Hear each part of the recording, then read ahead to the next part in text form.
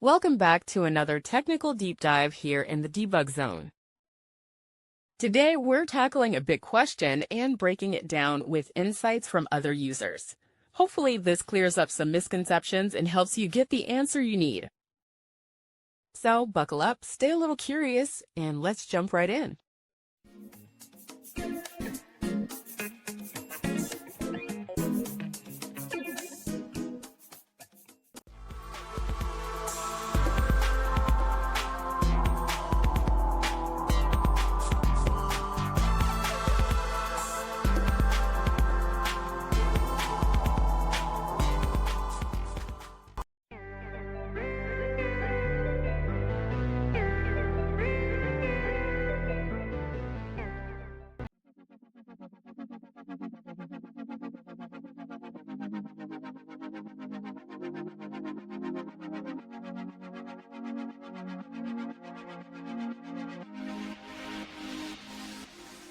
And that's a wrap.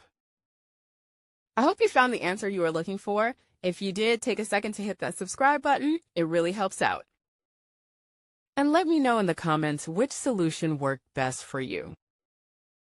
See you next time in the Debug Zone.